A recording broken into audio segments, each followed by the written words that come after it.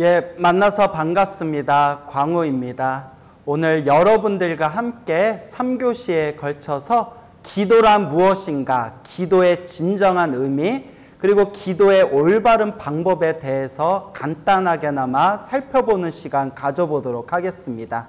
3교시를 통해서 여러분들과 기도에 대한 진지한 그런 이야기를 나눠보겠지만 사실 3시간 동안 2시간은 턱없이 부족한 시간이고 3교시 동안 우리가 기도란 무엇인가에 대해서 함께 이야기를 나눈다 하더라도 솔직히 말하면 폭넓게 깊이 있게 다 다룰 수는 없어요. 그래서 그 중에서도 가장 중요한 부분, 가장 핵심이 되는 부분, 오늘 꼭 여러분들께 한번 꼭 함께 나누고픈 그런 이야기들로 구성해서 우리가 이렇게 함께 기도에 대한 진정한 뜻을 참고해보는 시간 가져보도록 하겠습니다. 자, 기도라는 것은 종교에 있어서 가장 중요한 핵심 의식, 핵심 의례 중에 하나입니다. 그래서 기자가 바랄 기, 도자가 바랄 도, 그러니까 무언가를 바라다라는 뜻입니다. 기도라는 게 이제 무언가를 간절하게 바라는 것, 무언가 원하는 것이 있고 바라는 것이 있기 때문에 절대자적인 존재에게 제가 원하는 이것을 이루어지게 해주십시오라고 간절하게 바라는 것, 그게 기도가 되겠습니다. 바랄기, 바랄도. 근데 기도라는 단어 자체가 원래 불교에서 쓰이는 표현은 아니었습니다.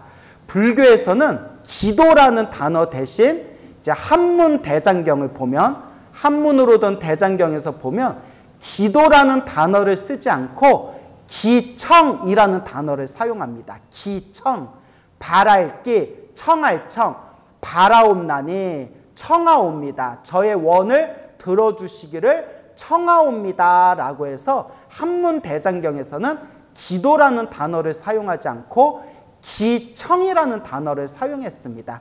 그러다가 그 기청이라는 단어가 지금은 그냥 타 종교와 그냥 불교의 이제 어떤 통일된 표현으로서 절대자적인 존재에게 무언가를 바란다라는 의미로 기도라는 그런 어떤 동일한 단어, 동일한 용어를 이제 사용하기 시작했죠. 근데 원래 한문대장경에서는 기도라는 단어는 찾아볼 수 없고 대신 기청이라는 단어를 많이 사용하고 혹은 기구라는 말이 있습니다. 기구, 구할 구자, 바랄기, 구할 구, 기구하다 혹은 기원하다 등등의 그런 단어를 우리가 한문대장경에서 쉽게 찾아볼 수가 있습니다.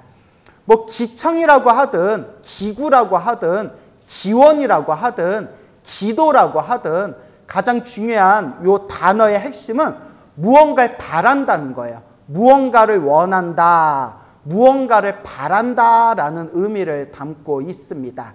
그래서 이 기도라는 단어를 우리가 잘 이해를 해야 되는 것이 이 바란다는 게 구체적으로 무엇을 바라는 것인가, 그리고 내가 바라는 것을 어떻게 성취하는가라는 것을 어떤 관점에서 바라보냐에 따라서 여러 가지 특징으로 나눌 수가 있습니다.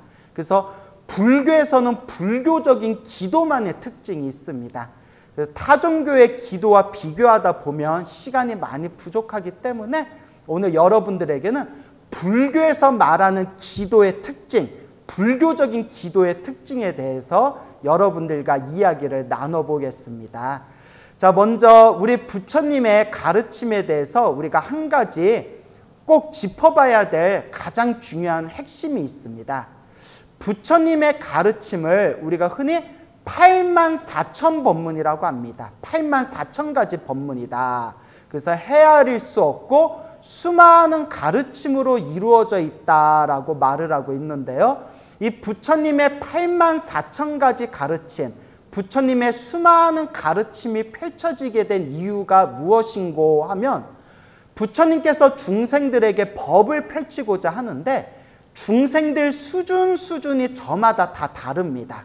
중생들의 타고난 개성, 중생들의 타고난 그릇, 중생들의 타고난 어떤 자신들만의 어떤 수준들, 그래서 부처님께서 중생들 수준을 다 꿰뚫어 봤더니 중생들마다 부처님의 법을 받아들일 수 있는 그릇이 저마다 다르다라고 부처님께서 그 모든 걸 다 살펴보십니다. 중생들마다 타고난 수준, 중생들마다 타고난 그릇을 불교 전문 용어로 근기라고 부릅니다. 근기. 다 들어보셨죠? 예를 들어 수준이 낮은 근기를 하근기라고 부르고요. 수준이 높은 근기를 상근기라고 부르고 상근기와 하근기 중간을 중근기라고 부르게 되죠. 그래서 수준이 높은 상근기, 수준이 낮은 하근기, 그리고 상근기와 하근기의 중간 단계인 중근기. 그래서 저마다 중생들마다 타고난 그릇과 수준과 저마다의 능력이 다 다르고 그것을 우리가 중생들마다 타고난 근기가 다 다르다라고 표현합니다. 그래서 부처님께서 중생들의 수준에 맞춰서 중생들의 근기에 맞춰서 법을 설하시니 이와 같이 부처님께서 중생들 수준에 맞춰서 중생들 그릇에 맞춰서 중생들 근기에 맞춰서 쉽게 말하면 중생들 눈높이에 맞춰서 부처님께서 법을 설하신 것을 대기설법이라고 부릅니다. 대기설법. 대기, 중생들 근기에 맞춰서 눈높이에 맞춰서 법을 설하셨다. 그래서 대기설법이라고 부르게 됩니다. 그래서 부처님께서 중생들에게 법을 설하실 때 초등학교 수준에 있는 중생들한테는 초등학교 수준의 법을 설하시고 중고등학교의 수준에 있는 중생들에게는 중고등학교 수준에 맞춰서 법을 설하시고 대학교나 대학원 수준에 있는 중생들에게는 그에 따른 눈높이에 맞춰서 법을 설하시게 됩니다.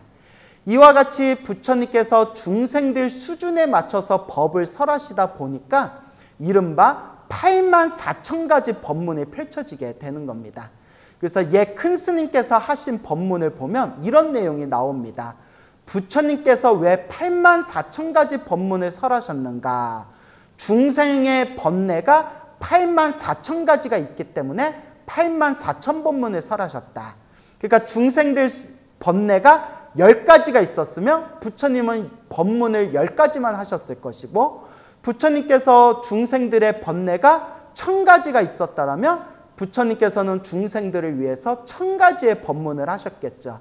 근데 중생들의 번뇌가 84,000가지 번뇌가 있기 때문에 중생들의 번뇌가 84,000번뇌이기 때문에 중생들 눈높이에 맞춰서 수준 따라 그거에 따른 하나하나의 법문을 설하시다 보니까 84,000가지 눈높이 법문이 펼쳐졌다라고 옛 선지식들께서는 말씀하셨습니다. 그래서 우리가 경전을 공부하다 보면 경전 공부를 하면 이 경전에서는 이렇게 얘기하고 저 경전에서는 저렇게 얘기하고 A라는 경전에서는 다르게 이야기하고 B라는 경전에서는 또 다르게 이야기하는 경우를 우리가 쉽게 찾아볼 수가 있습니다. 그래서 우리가 부처님의 경전을 그냥 표면적으로만 피상적으로만 이해를 하게 되면 부처님께서는 왜 경전마다 서로 다르게 법을 펼치셨을까? 왜 이렇게 경전마다 내용이 조금씩 모순되어 있을까라고 생각할 수가 있습니다. 하지만 더 깊이 부처님께서 중생들에게 법을 설하실 때 중생들 눈높이에 맞춰서 법을 설하신 방편법문이다라는 입장에서 부처님의 경전을 공부하다 보면 이 경전에서는 이런 중생들을 위해서 이런 법을 설하셨고 저 경전에서는 저런 중생들 수준에 맞춰서 저런 법을 설하셨구나 라는 것을 우리가 짐작할 수 있게 됩니다.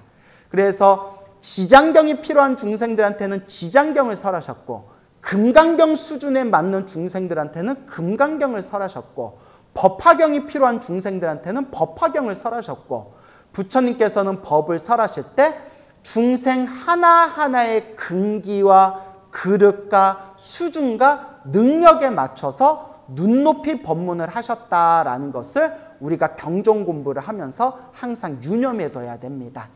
그래서 이와 같이 부처님께서 말씀하신 모든 법문은 하나의 단일한 체계로서 이루어진 그렇게 융통성 없고 꽉 막혀있는 그런 가르침이 아니라 중생들 수준과 상황 따라서 융통성 있게 유연하게 그 중생들의 눈높이와 그 수준에 맞춰서 부처님께서 법문을 설하셨다.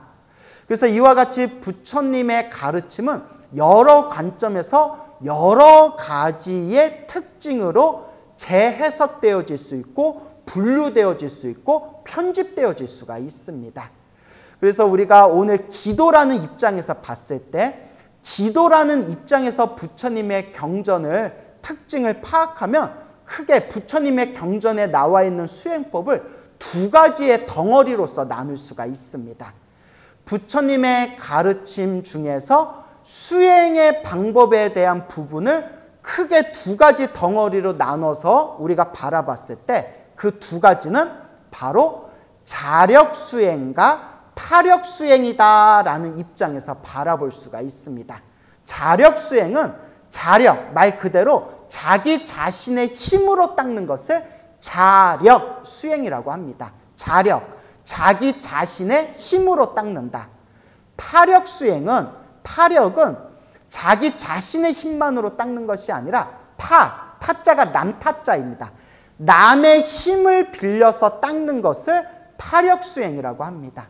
그래서 자력수행은 자기 자신의 힘으로 닦는 것, 타력수행은 다른 존재의 힘을 빌려서 닦는 것. 그래서 자력과 타력이다라는 두 가지의 덩어리로서 부처님의 수행 방법을 크게 이제 구분해서 바라볼 수가 있습니다. 자력수행은 말 그대로 자기 자신의 힘으로만 닦는 것이기 때문에 대표적인 게 참선수행과 명상수행을 들 수가 있습니다. 예를 들어서 화두를 참구하는 이 먹고 어째서 무라 했는고 이와 같이 화두를 참구하는 참선수행법은 자기 자신의 힘으로 닦는 자력수행이라고 볼 수가 있습니다.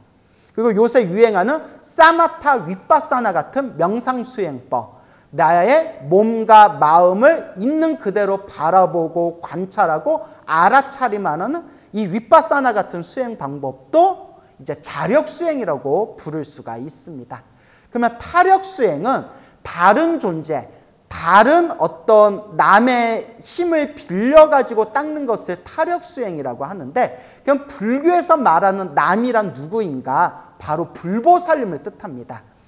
불보살님의 에너지를 빌려서 불보살님의 도움을 통해서 부처님의 은혜를 통해서 불보살님의 가피를 통해서 그 힘을 빌려서 닦는 것을 타력수행이라고 합니다. 그래서 타력수행의 대표적인 수행 방법들이 이제 2교시에 자세히 설명을 드리겠지만 연불수행, 그 다음에 경전수행, 그 다음에 주문수행, 그 다음에 불보살님께 절을 올리는 오체투지 수행 등등이 있겠습니다. 그래서 이제 자력수행과 타력수행으로 나눠지게 되는데, 우리가 말하는 기도라는 것은 엄밀히 따지면 내 힘으로만 닦는 자력의 의미가 아니라 타력, 불보살님의 은혜와 불보살님의 가피와 불보살님의 에너지를 빌려가지고 조금 더 수월하게 닦는다라는 그런 의미의 타력수행의 그런 의미를 담고 있는 게 바로 기도가 되겠습니다. 그래서 기도라는 의미는 이제 타력수행의 어떤 그런 테두리에서 바라본다면 여러분들이 참선과 명상을 하는 내 힘만으로 닦는 자력수행이 있고, 불보살님의 에너지와 은혜를 받아서 닦는 타력수행이 있는데, 우리가 흔히 말하는 불교적인 기도는 바로 타력수행을 의미하는 것이구나라고 여러분들이 머릿속에 정리하시면 되겠습니다. 그래서 우리가 불보살님의 은혜를 받아가지고 불보살님의 가피를 통해서 빨리 우리가 깨달음을 성취하고 빨리 우리가 원하는 바를 성취하고자 하는 이 타력수행, 이 기도수행에 대해서 오늘 여러분들에게 이제 말씀을 드릴 텐데, 근데 제가 여러분들에게 먼저 꼭 드리고 싶은 이야기가, 이 요새 많은 불교를 공부하시는 분들 중에서 이 기도라는 것을 굉장히 수준이 낮다라고 생각하는 분들이 의외로 많은 것 같습니다. 예를 들어서 참선수행이나 명상수행은 굉장히 수준이 높은 것이고, 그리고 불보살님께 기도를 하는 이런 기도 수행은 수준이 낮은 것이다 라고 생각하는 분들이 계시는데, 근데 우리가 이 부분에 대해서 깊이 한번 사유하고 그 부분들에 대해서 한번 짚어보고자 한다면, 이렇게 무엇이 더 낫다, 무엇이 더 못하다, 무엇이 더 높다, 무엇이 더 밑에 것이다, 이런 것은 굉장히 수행하는 데 있어서 굉장히 잘못된 그런 어떤 법에 대한 집착에 빠질 수 있는 번뇌가 된다는 것을 여러분들에게 말씀드리고 싶습니다. 이 부분에 대해서도 이제 설명하자면 또 이제 한도 끝이 없기 때문에 간단하게 말씀을 드리자면, 부처님의 가르침이 살아있는 정법시대, 먼저 정법, 상법, 말법 시대에 대해서 간단히 말씀드리자면, 우리 불교 경전에 보면 부처님께서 세상을 떠나시고 500년 동안은 부처님의 법이 살아있는 정법시대라고 합니다. 정법시대라고 하고, 그리고 경전마다 내용이 조금씩 다르지만 부처님께서 세상을 떠나시고 난 뒤에 약 1000년에서 1500년 정도가 지나면 부처님의 법이 점점 쇠퇴하는 상법시대가 된다고 합니다. 그리고 이 상법시대가 지나고 난 뒤에는 부처님의 법이 완전히 땅바닥에 떨어지기 시작하는 말법시대가 된다고 합니다. 그래서 금강경에 보면 후 500세라는 용어가 나옵니다. 금강경에 보면 후 500세라는 그런 용어가 나오는데, 후 500세를 우리가 해석할 때 부처님께서 세상을 떠나시고 500년이 500번 지나가는 것을 후 500세라고 한다고 합니다. 500년이 5번 지나는 거. 500년이 5번이 지나면 몇 년이죠? 55는 25에서 2500년이죠. 그래서 부처님께서 세상을 떠나시고 2500년이 지나면 이른바 말법시대가 된다는 겁니다. 근데 우리가 지금 불기가 몇 년이죠?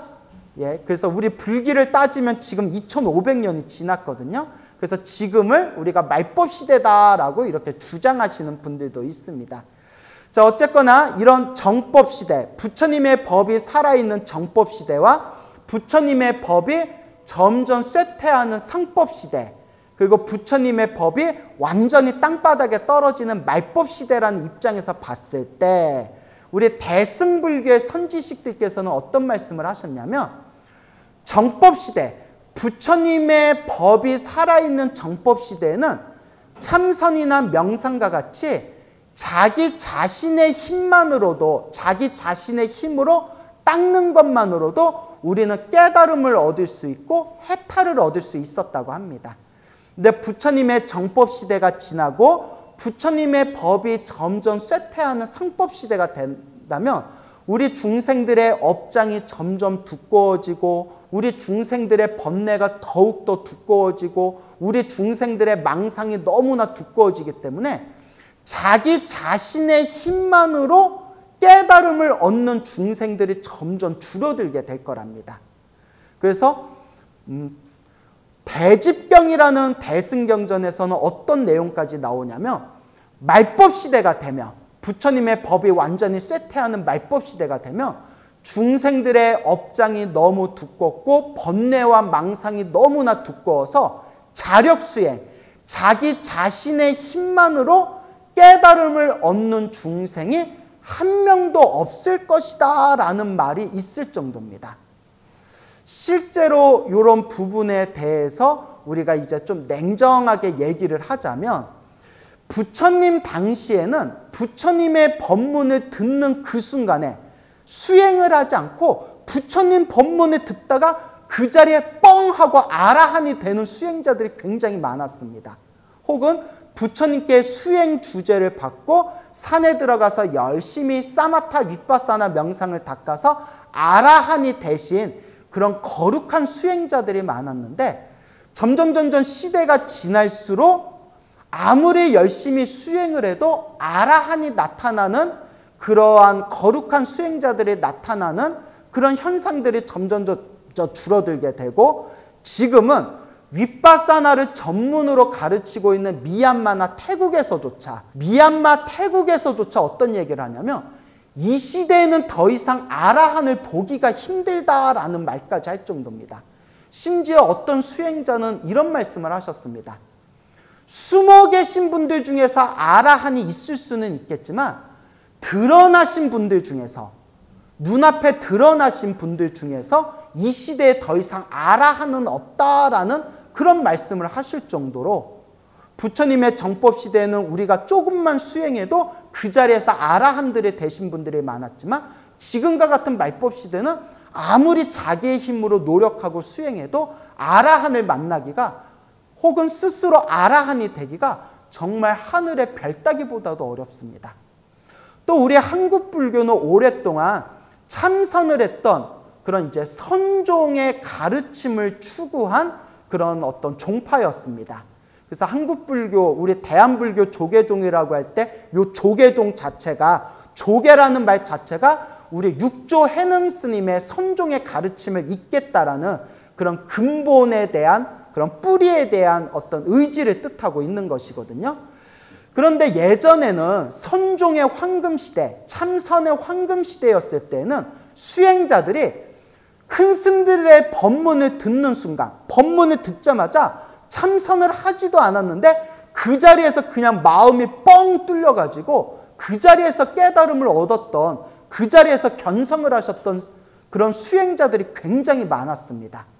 근데 시대가 점점 시대가 지나고 중생들의 업장이 두꺼워지면서 이미 명나라 시대 때 큰 스님들 법어집이나 뭐 하다못해 그 이전에 송나라 시대 때, 혹은 뭐 원나라 시대 때, 혹은 몇백 년 전에 청나라 시대 때 큰 스님들의 법어집을 보면 이미 수백 년 전에도 어떤 이야기를 하셨냐면, 지금 중생들은 근기가 하열하고 너무나 업장이 두꺼워서 아무리 참선을 해도 견성을 할 수 있는 사람이 몇 되지 않는다라고 한탄을 하시는 그런 내용들을 불교 자료에서 굉장히 쉽게 찾아볼 수가 있습니다. 그래서 이제 무비스님 같은 어른 스님은, 무비스님이라고 아시죠? 그 무비스님께서, 제 기억이 정확한지는 모르겠는데 아마 불교신문이었던 것 같습니다. 불교신문에서 인터뷰를 하셨던 내용, 몇 년 전의 내용을 보면 무비스님께서 굉장히 충격적인 말씀을 하십니다. 그 인터뷰에 보면 뭐라고 나오냐면, 무비스님께서 출가하신 지 50년이 이제 넘으셨는데 당신이 50년 동안 중노릇을 하면서 참선을 해서 깨달음을 얻은 분을 자기는 한 명도 못 봤다라는 그런 충격적인 얘기까지 하셨습니다. 제가 그걸 보고, 신문에서 인터뷰에서 그걸 보고 제가 쏘스라치게 놀랐거든요. 지금도 아마 인터넷에서 찾으면 아마 볼 수가 있을 겁니다. 그러니까 여러분들 이 말을 오해하시면 안 되는 게, 참선이 효과가 없다는 게 아닙니다. 참선은 아주 훌륭한 가르침이고 참선은 정말 소중한 가르침인데, 자, 여기서 이제 말하고자 하는 포인트는, 참선을 해서 마음이 고요해지거나 마음이 편안해지거나 혹은 마음의 큰 변화 혹은 마음의 큰 힘을 얻은 분들은 계시지만, 옛날 선종의 황금시대처럼 참선을 해서 모든 번뇌망상이 완전히 사라져서 완전한 깨달음을 얻은 분을 못 봤다라는 뜻입니다. 그러니까 아다르고 어다르니까 여러분 오해하시면 안 됩니다. 참선법은 훌륭한데 요새 우리 중생들 업이 너무나 두껍고 번뇌망상이 너무나 두껍기 때문에 참선으로 마음의 깊은 경지까지 가신 분들은 계시지만 번뇌망상이 완전히 사라질 정도로 완전한 깨달음을 얻은 분은 이 시대에 거의 없다. 이렇게 이제 받아들이셔야 됩니다. 그러니까 무비스님 같이 경전에 해박하시고 지혜로우신 스님이 당신이 50년 동안 중노릇을 하면서 참선을 해서 깨달음을 얻은 스님을 자기는 한 명도 못 봤다라는 이런 발언을 작심해서 말씀하셨다는 것은 이 시대가 얼마나 말법 시대인지, 그리고 이 시대에 대해서 이미 부처님께서는 말법 시대가 되면 자기 자신의 힘만으로는 깨달음을 얻기가 어려울 것이다 라는 말씀을 이미 2600년 전에 부처님께서 다 예언을 해놓으신 겁니다. 그래서 대승불교의 수행자들은 점점 부처님의 가르침이 점점 쇠퇴해지고 중생들의 업장과 번뇌와 망상이 두꺼워지는 이러한 시대적인 상황, 그리고 이런 중생들의 어떤 부족한 능력과 수준과 그릇을 있는 그대로 통찰하면서 대승불교의 선지식들께서 우리 중생들을 위해서 만들어 놓으신 방편 법문이 중생들아, 불자들아, 수행자들아, 지금은 점점 부처님의 법이 쇠퇴하고 있고 중생들의 업장과 번뇌와 망상이 두꺼워지고 있기 때문에 혼자만의 힘으로는 깨달음을 얻기가 어렵다. 그러니 이런 말법 시대에는 누구의 힘을 빌려서 닦는 것이 안전하다? 불보살님의 가피를 받아서 불보살님의 에너지를 빌려서 닦는 것이 안전하고 빨리 깨달음을 성취할 수 있는 좋은 방법이다라는 그런 대승불교의 선지식들의 방편 법문이 바로 기도 법문, 타력 법문이 되는 것입니다. 그래서 이와 같이 우리가 부처님의 가르침은 중생들 수준에 맞춰서 법을 설하셨고, 또 중생들이 수준에 맞춰서 법을 설하신 그 수많은 법문 중에서 타력 법문이라는 게 있고, 타력 법문이라는 것은 불보살님의 은혜, 불보살님의 가피, 불보살님의 에너지를 빌림으로써 우리 중생들이 조금 더 수월하게 자신의 업장과 번뇌와 망상을 소멸해가고 조금 더 쉽게, 조금 더 빨리 깨달음의 길로 이루고자 하는 그런 방편법이 바로 기도 수행법이다라고 여러분들이 머릿속에 정리해 두시면 되겠습니다. 그래서 흔히 참선을 좋아하시거나 혹은 이제 윗바사나 명상을 좋아하시는 분들은 기도를 수준이 낮은 것이다 라고 무시하는 경향이 있다고 했지 않습니까? 그런데 조금만 우리가 불교 자료를 찾아보면 그런 생각이 얼마나 오만하고 교만한 생각인가 이었구나라는 것을 불교 자료를 통해서 우리가 쉽게 찾아볼 수가 있습니다. 예를 들어서 현대 한국 불교 선사들 중에서 가장 큰 봉우리로 우리가 존경하는 분이 바로 성철 스님이십니다. 성철 스님께서는 제자들한테 책도 보지 말라고 하셨습니다. 경전도 보지 말라, 책도 보지 말라. 그래서 성철 스님께서 참선하는 스님들에게 5가지 규칙을 세우셨는데 그 5가지 규칙 중에 하나가 책 보지 말라라는 게 있을 정도입니다. 그러면서 성철 스님께서 하신 말씀이 오로지 화두해라. 오로지 참선하고 화두해라. 평생 이 화두 법문, 평생 참선 법문을 설하신 게 성철 스님이신데, 그런데 성철 스님께서도 평상시에 아주 강조하셨던 것이 바로 능엄주였습니다. 그래서 당신 제자들에게 항상 능엄주를 외우라고 가르치셨거든요. 여러분, 참선만 해서 모든 게 저절로 풀린다며 뭐하러 따로 능엄주를 하라고 우리 성철 스님께서 그렇게 강조하셨겠습니까? 성철 스님께서 평소에 제자들에게 새벽에는 능엄주를 외우고 저녁에는 108예불 대참회문을 해라라고 항상 이렇게 강조를 하셨는데, 그만큼 능엄주를 하고 매일매일 108참회문을 하면서 자신의 업장을 닦으며 참선이 훨씬 더 잘 된다라는 그런 말씀을 하셨다고 합니다. 심지어 오로지 참선만 하라고 가르치셨던 이 성철 스님이 당신이 스스로 기도법도 만들어서 불자들에게 그 기도를 가르칩니다. 그래서 백년암을 대표하는 유명한 기도인 아비라 기도라는 게 있습니다. 여러분, 참선만 해서 모든 일이 술술 풀린다며 뭐하러 성철 스님께서 아비라 기도 같은 걸 만드셨겠습니까? 그러니까 옛날 큰 스님들께서는 참선하는 스님들조차도 이렇게 틈틈이 기도 수행을 함께 병행하신 사례가 굉장히 많습니다. 또 오로지 참선 법문만 가르치셨던 금오라는 스님이 계셨습니다. 이 금오 스님께서 이제 일본 식민지 시절에 일제 시대 때 이제 만주에 있는 수월 스님을 찾아가기 위해서 만주 땅에 갔다가 그만 산적으로 오인을 받아서 감옥에 갇히셨다고 합니다. 그래서 3일이 지나고 일주일이 지나면서 금오 스님께서 이러다가 영영 감옥에서 못 벗어나는 거 아닌가라는 두려움에 간절하게 관세음보살님을 염불해 가지고 관세음보살님의 신비한 가피를 힘입어서 무사하게 감옥에서 탈출하신 그런 불교설화가 지금까지 전해지고 있습니다. 그래서 금오 스님께서 말년에 제자들한테 당신께서 감옥에 갇혔을 때 관세음보살 연부를 해서 신비스러운 가피의 힘으로 감옥에서 탈출하신 이야기를 제자들에게 들려주시면서 얘들아, 참선하는 사람도 틈틈이 기도를 해야 된다. 참선하는 사람도 살다 보면 업장에 의해서 여러 가지 마장이나 장애가 생길 수 있기 때문에 참선하는 사람도 반드시 기도를 해야 된다라고 그렇게 강조를 하셨습니다. 제가 이제 주어진 시간이 얼마 없기 때문에 일일이 다 설명을 드릴 수는 없지만 이와 같이 참선을 했던 스님들이 기도 수행을 함께 병행했던 역사적인 사례가 수십 가지가 넘습니다. 그렇기 때문에 참선하는 스님은 기도할 필요가 없다라든가 나는 참선을 하는 사람이고 참선법 입장에서 봤을 때 기도는 수준이 낮은 것이다 라는 생각은 굉장히 오만하고 교만한 생각입니다. 그런 오만한 교만한 생각으로 어떻게 마음을 닦을 수 있겠습니까?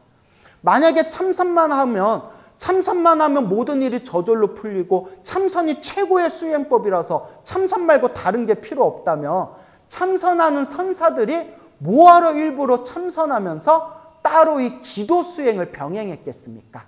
다 깊은 뜻이 있기 때문입니다. 그런데 꼭 우물한 개구리에 갇히신 분들이 내가 하고 있는 수행법만이 최고다라는 그런 아상과 아집에 빠지게 됩니다. 그래서 저는 불자 여러분들께 꼭 당부드리는 게 경전을 보더라도 골고루 봐야 되고 수행을 하더라도 골고루 해보고 그 맛을 자기가 직접 느껴봐야 됩니다. 꼭 금강경 하나만 보신 분들이 금강경만 최고다라고 주장합니다. 꼭 법화경 하나만 보신 분들이 법화경 말고는 다른 경전이 다 필요 없다라고 주장합니다. 꼭 경전 하나만 보신 분들이 자기 때 최고라고 주장합니다. 그래서 방송에 유튜브에 보니까 어떤 연예인이 이런 얘기를 하더라고요. 세상에서 가장 무서운 사람이 책 한 권만 본 사람이 가장 무섭다. 이런 얘기를 하는 걸 제가 유튜브에서 본 적이 있거든요. 그 말을 듣고 제가 가슴을 딱 치면서 참 옳은 말이다. 우리 불교에도 보면 딱 자기가 공부하고 자기가 보고 있는 것만 최고다라고 주장하는 분들이 굉장히 많습니다. 하지만 서두에도 제가 말씀드렸지만 부처님께서는 중생들 눈높이에 맞춰서 법을 설하셨습니다. 지장경이 필요한 중생한테는 지장경을 설하셨고 법화경이 필요한 중생들한테는 법화경을 설하셨고 열반경, 화엄경이 필요한 중생들한테는 열반경, 화엄경을 설하셨습니다. 감기에 걸린 사람한테는 감기약을 주고 무좀에 걸린 사람한테는 무좀약을 주고 두통이 있는 사람한테는 두통약을 주는 겁니다. 부처님께서는 중생들 수준 수준에 맞춰서 중생들 번뇌의 그 약방문에 맞춰서 부처님께서는 그 눈높이에 맞춰서 법을 설했는데 정작 부처님의 제자인 우리 중생들은 내가 하고 있는 것만 옳다. 이런 이제 아상과 아집에 빠져버리면 우물한 개구리에 빠져버린 그런 견문이 좁아버린 수행자가 될 수밖에 없습니다. 그래서 불자 여러분들께 늘 당부드리는 게 경전을 보더라도 골고루 봐라. 아, 지장경에서는 이런 내용을 설하고 있구나. 아, 금강경에서는 이런 법문을 하고 있구나. 아, 법화경에서는 이런 가르침을 설하고 있구나. 이렇게 경전도 원만하게 볼 수 있어야 되고 수행법도 아, 참선은 이런 맛이 있구나. 아, 윗바사나는 이런 이치가 있구나. 아, 연불은 이런 맛이 있구나. 아, 주문, 다라니는 바로 이런 이치들이 담겨져 있구나. 이렇게 수행법도 골고루 원만하게 맛을 보고 자기한테 가장 잘 맞는 수행법을 하나 딱 선택해서 그것을 잘 자기 수준에 맞춰서 하나하나 닦아나가면 되시는 겁니다. 그래서 여러분 경전은 골고루 보셔야 되고 수행법도 골고루 닦아서 원만하게 자신의 견문을 넓혀야 되고 절대 우물한 개구리에 빠지는 그런 이제 중생이 되어서는 안 된다. 수행자가 되어서는 안 된다라는 것을 여러분들이 꼭 명심하시길 바랍니다. 그래서 기도 수행법 자체가 굉장히 훌륭한 수행법이다. 역사적으로 참선을 수행하셨던 수많은 선사들도 기도 수행을 함께 병행하신 사례가 수없이 많다라는 것을 여러분들이 머릿속에 정리하시기 바랍니다. 그리고 윗바사나 수행하시는 분들도 이렇게 윗바사나 몸과 마음을 있는 그대로 관찰하면서 자기 자신의 힘으로 번뇌와 망상을 소멸하는 이런 윗바사나 수행을 하시는 분들 중에서도 기도를 무시하는 경향이 있는데 이것도 아주 견문이 좁으신 분들입니다. 부처님의 경전과 부처님의 경전을 해석하고 있는 남방불교의 주석서를 보면 부처님 당시에도 비구들이 기도를 했다라는 기록이 나옵니다. 기도라는 명칭이 나오진 않지만 지금 우리가 하고 있는 기도와 흡사한 형태의 수행을 닦았다는 내용이 그대로 남방불교의 주석서에도 그대로 기록이 되어져 있습니다. 자, 대표적인 예를 들어보자면 부처님의 제자분들께서 부처님께 수행 주제를 받고 숲속에 들어가서 이렇게 윗바사나 수행을 했다고 합니다. 숲속에서 윗바사나 수행을 하고 있을 때 윗바사나 수행을 하는데 그 숲에 나무에서 살고 있는 목신들이 있었다고 합니다. 나무의 신들, 목신들. 그러니까 그냥 우리말로 하면 그냥 귀신들이다 생각하면 됩니다. 나무의 신들. 요 목신들이 갑자기 스님들이 와가지고 숲을 자기들이 점령하고 숲에서 이렇게 수행을 하고 있으니까 너무너무 불편하고 이제 자기들의 보금자리를 빼앗겼다라는 분노심이 일었다고 합니다. 그래서 목신들이 야, 저 사람들에게 겁을 줘가지고 저 사람들을 우리 숲에서 쫓아내자 해서 요 목신들이 막 밤마다 귀신 소리를 내고 막 물건을 막 이렇게 흔들게 하고 나무를 막 흔들면서 막 이상한 소리를 내고 막 이러다 보니까 요 비구 스님들이 야, 이 숲에는 귀신들이 살고 있나 보다 하고 놀래가지고 스님들이 모두 도망을 갔다고 합니다. 그래서 이제 그 숲에서 살고 있는 목신들이 야, 우리가 이겼다. 저 사람들을 우리가 쫓아냈다라고 이제 기뻐하고 있던 그 이제 차에 그 숲에서 도망 나온 스님들이 석가모니 부처님이 계신 곳에 찾아가게 됩니다. 그때 석가모니 부처님께서 이제 스님들이 이렇게 다시 절로 돌아오신 걸 보고는 부처님께서 모든 걸 다 알고 계심에도 불구하고 일부러 물어보셨다고 합니다. 이걸 이제 경전에서는 아시면서도 짐짓, 일부러 물어보셨다, 질문하셨다 이렇게 경전에서는 표현하거든요. 그대들이요, 안거가 끝나지도 않았는데 안거 중간에 어찌하여 다시 돌아왔느냐. 그때 이 비구 스님들께서 숲에서 경험했던 무서웠던 그 경험들을 이제 부처님께 있는 그대로 고하면서 부처님, 그 숲에서는 귀신들이 살고 있습니다. 그 요괴들이 저희들의 수행을 방해해가지고 저희들이 견디다 못해 도망 나왔습니다 하니까 부처님께서 이렇게 이야기하십니다. 마음을 닦는 수행자들이 그러면 나와 맞지 않는 역경계를 만날 때마다 항상 도망 다닐 거냐라고 부처님께서 법문을 하십니다.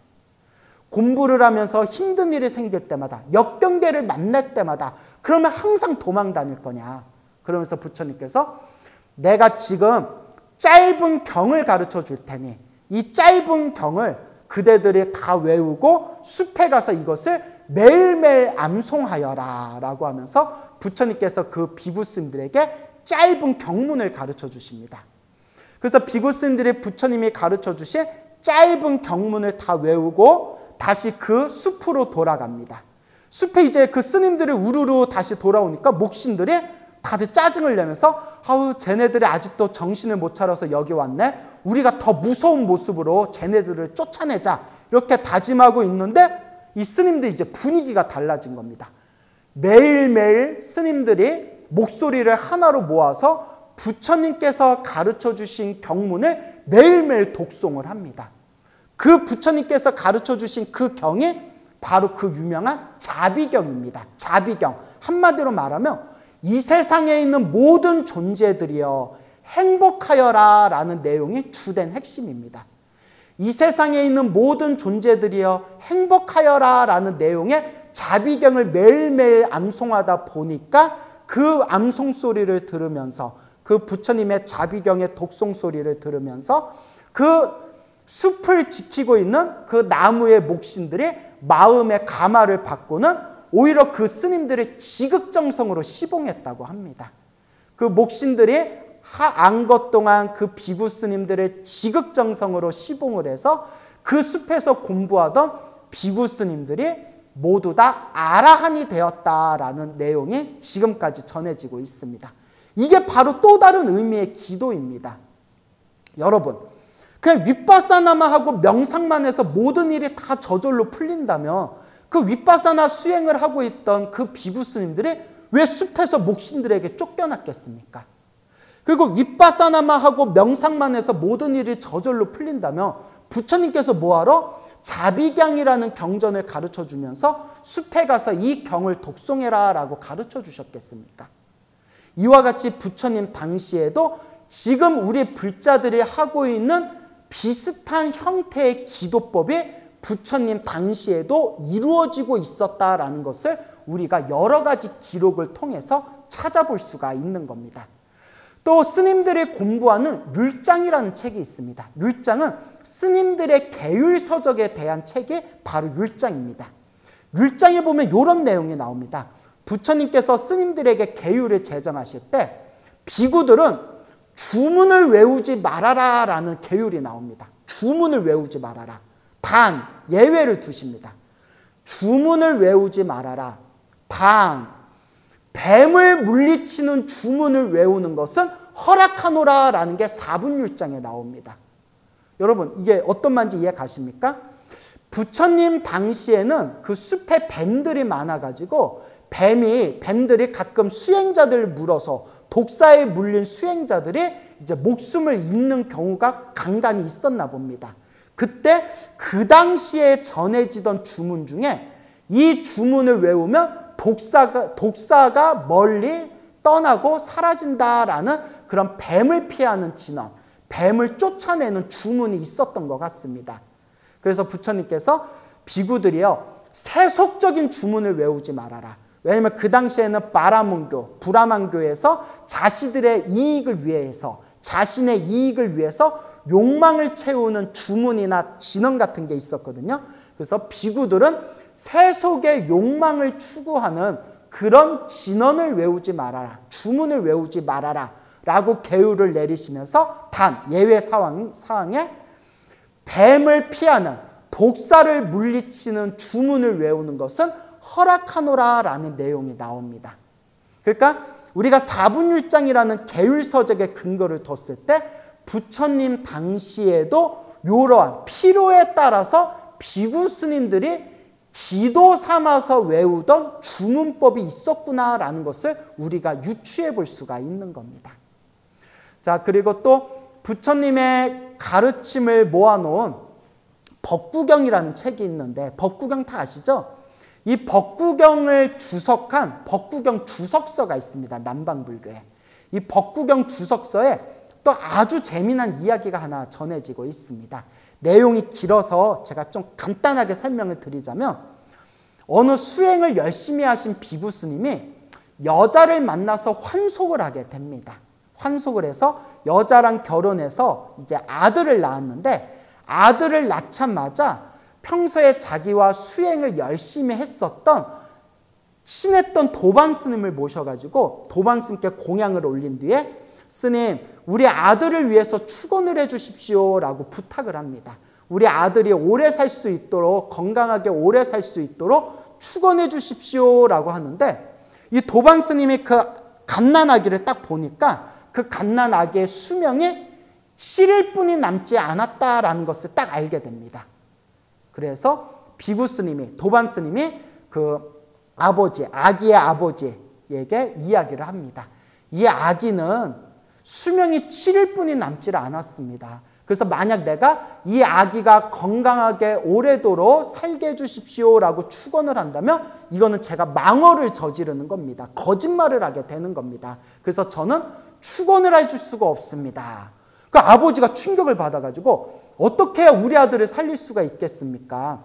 이거는 오직 부처님만이 아실 겁니다. 그래서 부처님께 이제 이 사실을 고하고 우리 아이를 살리려면 어떻게 해야 됩니까? 부처님이라고 말씀을 드렸더니 부처님께서 이와 같이 말씀하십니다. 매일매일 스님을 모셔가지고 7일 동안 매일매일 집에서 아기 앞에서 매일매일 경전을 독송해라. 그래서 예, 부처님 그렇게 하겠습니다 라고 한 뒤에 이제 매일매일 스님을 초빙해가지고 7일 동안 매일매일 아기 앞에서 스님들이 경전을 이제 독송해 주게 됩니다.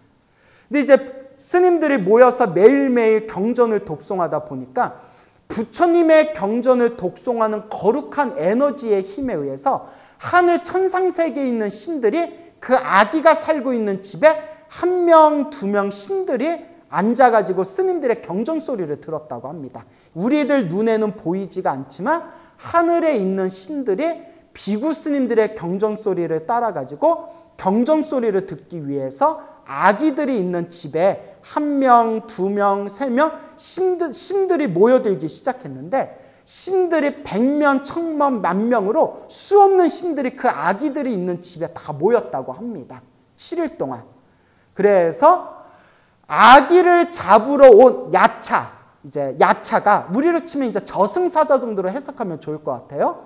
아기를 잡으러 온 저승사자가 아기를 잡으러 딱 집에 왔는데 하늘의 신들이 아기의 집을 에워싸고 있어가지고 아기의 집에서 몇십 킬로미터가 떨어진 곳에서 신들이 너무 많이 모여 있어가지고 결국은 아기를 잡으러 가지 못하고 아기를 데려가기로 한 날짜에서 그 7일이 딱 지나가고 말았답니다. 7일이 딱 지나가는 순간 아기의 운명이 바뀌면서 아기의 수명이 늘어나게 됩니다. 그래서 아기를 잡으러 온 그 야차가, 그 저승사자가 이미 잡으러 온 7일이 지났기 때문에 나는 돌아가야 되겠다고 저승사자는 사라지고 부처님께서 이 모든 걸 다 꿰뚫어 보신 뒤에 직접 아기가 있는 집에 가서 그 집에서 공양을 받아 자시고 아기를 위해서 축원을 내리십니다. 아이여 건강하고 행복하여라. 그 아기는 나중에 이제 머리를 깎고 출가해서 아라한이 되었고 아라한이 된 그 아기는 120살을 살았다라는 내용이 이제 지금까지 그 법구경 주석서에 전해지고 있습니다. 이게 바로 지금 우리의 불자님들이 하고 있는 기도법의 형태가 그대로 지금까지 이어지고 있었다라는 것을 우리가 유추해 볼 수가 있습니다. 그래서 우리 참선하는 스님들, 참선하는 수행자들은 기도하는 사람들을 굉장히 이제 우습게 생각하는 경향이 있겠지만 참선하는 선사들도 연불 수행을 하거나 기도 수행을 병행했다라는 기록이 수없이 많습니다. 그리고 윗바사나 수행하시는 분들도 기도라는 것을 우습게 생각할 수 있지만 부처님 당시에도 지금 우리가 하고 있는 기도법과 비슷한 형태의 수행들이 그대로 진행되어지고 있다는 것을 우리가 이렇게 생각해 볼 수 있고 찾아볼 수가 있습니다.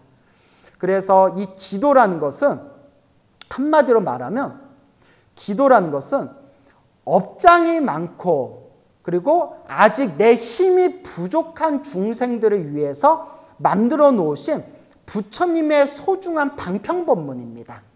그래서 제가 흔히 하는 얘기가 있습니다. 여러분들이 타고난 그릇과 수준과 근기가 정말 뛰어나다면 기도를 따로 할 필요가 없습니다. 왜 기도를 따로 할 필요가 없냐? 그냥 이 자리에서 견성성불하면 됩니다. 그냥 이 자리에서 탐욕과 성냄과 어리석음을 끊어버려서 이 자리에서 아라한이 되면 됩니다. 그러면 우리는 기도할 필요가 없습니다. 단, 이 세상에 그 정도까지 갈 수 있는 사람들이 과연 몇이나 되겠느냐.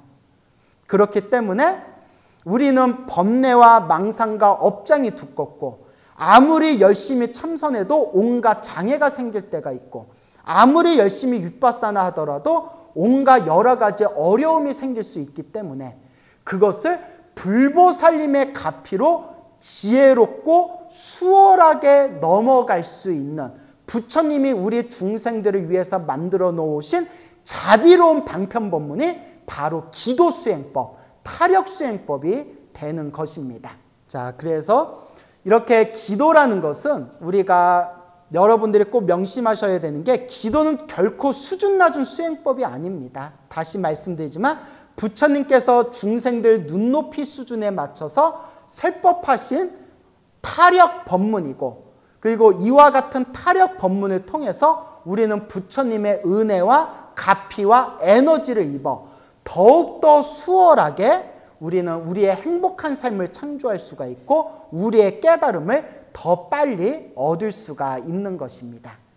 그래서 이러한 기도에 대한 수행법에 대해서 여러분들이 기도라는 것은 무언가 참선이나 명상보다 수준이 낮은 것이다 라는 생각부터 여러분들이 머릿속에 정리해 놓지를 않으시면 진정한 기도의 묘미에 들어갈 수가 없습니다.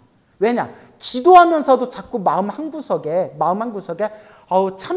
참선보다 수준이 낮은데, 명상보다 수준이 낮은데 라는 생각을 계속 가지고 있다면 여러분들이 진정한 기도의 맛을 보는데 장애가 생길 수 있기 때문입니다. 자, 그래서 여러분들이 이 기도라는 것도 얼마든지 기도의 수행을 통해서 여러분들이 훌륭한 깨달음을 성취할 수 있다는 것을 꼭 머릿속에 명심하시고 되새기셔야 됩니다.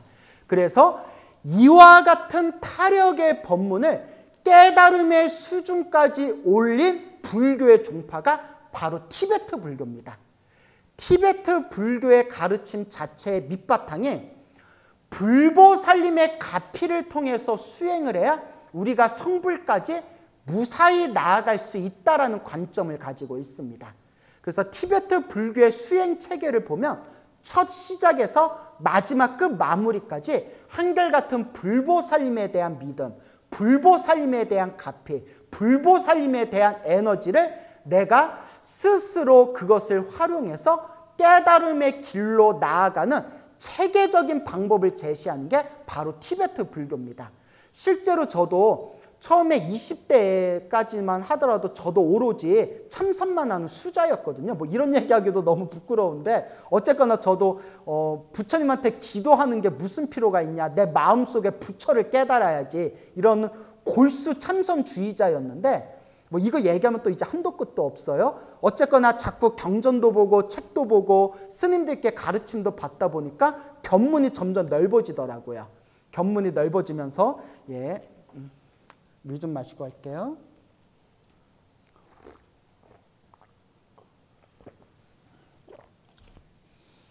그러면서 이제 염불이라든가 기도에 대한 여러 가지 수행법의 특징들을 점점 이해하게 되면서 타력이라는 수행, 기도라는 수행, 불보살림에 의지하는 이 마음으로도 얼마든지 깨달음의 길로 승화시킬 수 있구나라는 확신을 얻게 된 게 바로 티베트 불교의 가르침이었습니다.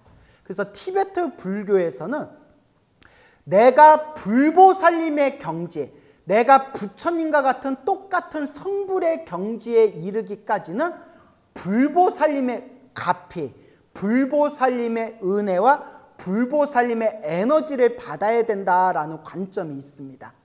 그래서 티베트 불교도 족첸 수행이라든가 마하무드라 같은 내 안에 있는 마음의 불성을 활짝 깨달아서 그 자리에서 즉신성불, 이 자리에서 이 몸 이대로 마음을 깨쳐서 성불한다라는 그런 우리가 참선과 같은 그런 동일한 깨달음의 수행법이 있지만, 이 족첸이나 마하무드라 같은 수행은 오랫동안 복덕과 지혜를 많이 닦아야만 족첸과 마하무드라 같은 최상의 수행법에 들어갈 수 있고, 족첸과 마하무드라 같은 최상의 수행법에 들어가기 전까지는 일단 이 기도의 힘으로써 업장을 소멸하고 번뇌와 망상을 약화시켜야 되고 복덕과 지혜를 길러야 된다라는 그러한 이제 법을 설하고 있습니다.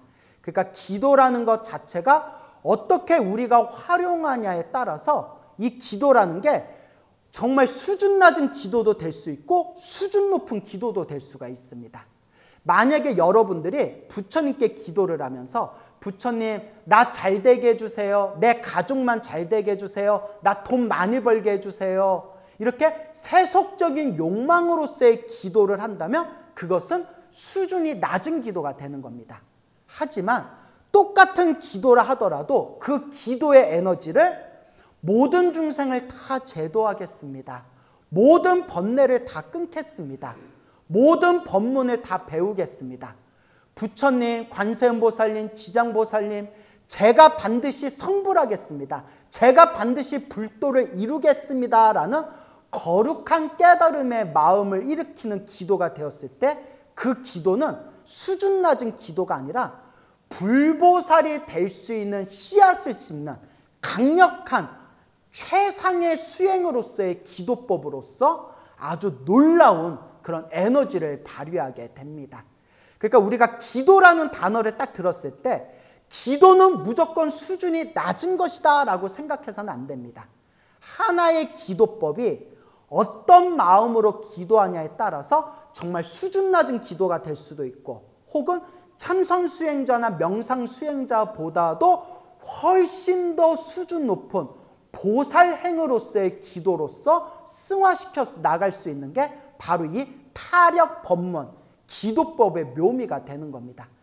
아무리 참선법이 세상에서 가장 뛰어난 수행법이라 하더라도 참선하는 수행자가 입으로만 참선한다 해놓고 몸과 말이 따로 놀게 되면 우리가 그걸 진정한 참선 수행이라 할 수가 없듯이 우리가 비록 기도법을 닦는다 하더라도 그 기도법이 나의 욕망으로서 기도가 아니라 모든 중생과 깨달음으로서의 기도로서 큰 마음을 일으킨다면 그것은 훌륭한 기도법이 된다라는 것을 머릿속에 정리하시면서 20분간 쉬신 뒤에 2교시에서 구체적인 기도 방법에 대해서 이야기 나눠보도록 하겠습니다. 자, 1교시 마치겠습니다.